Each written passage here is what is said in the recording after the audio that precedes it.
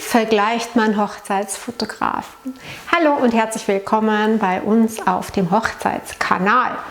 Tja, gar nicht so einfach. Auch für mich immer wieder eine Herausforderung und sehr zeitintensiv. Deshalb delegiere ich das sehr oft an die Brautpaare, weil ich sie auch sensibilisieren möchte, worauf sie achten sollen.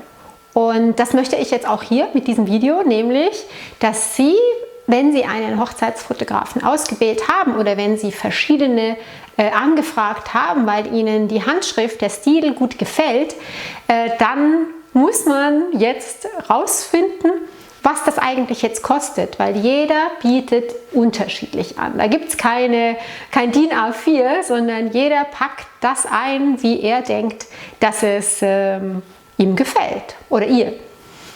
Am besten machen Sie eine Excel-Tabelle, ganz einfach, und schreiben rein, was die einzelnen Fotografen anbieten mit den einzelnen Punkten. Von der Zeit her, also wenn Sie echt alles super planen, dann reicht es Ihnen vielleicht mit 10 Stunden. Aber ich habe noch nie verstanden, wenn ein Brautpaar einen Hochzeitsfotografen für das große Fest, für den Samstag, für 6 Stunden anfragt. Also auf welche Fotos möchten Sie denn verzichten?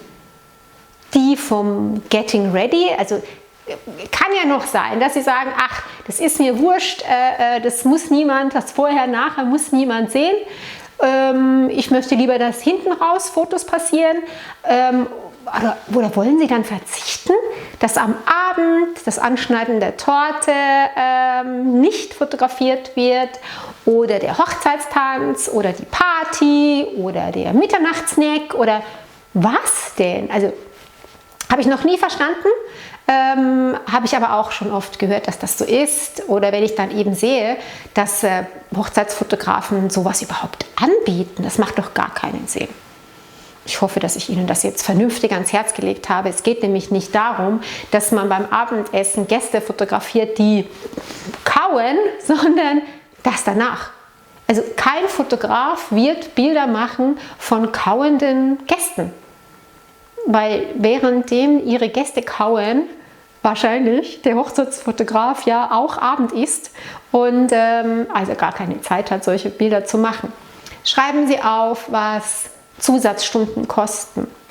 Fahrspesen, ist ein Album inbegriffen, bekommen Sie die Fotos auf dem USB-Stick, gibt es eine Online-Web-Gallery, weiß der Kuckuck. Also schreiben Sie sich das alles auf und vergleichen Sie am Ende, was unterm Strich dabei rauskommt, weil ganz, ganz oft ist nicht der am Anfang am günstigsten erscheint, auch der seinen Preis am Ende wert ist. Sollten Sie damit Schwierigkeiten haben, kann ich Ihnen gerne in so einem Safety-Check helfen dabei. Oder wir planen einfach die Hochzeit zusammen und dann passiert ja sowieso gar nichts. Also nichts Schlechtes hoffentlich. Ich wünsche Ihnen alles Liebe und lieb wäre es, wenn Sie mich hier abonnieren und alle anderen Videos noch angucken. Bis dahin, tschüss.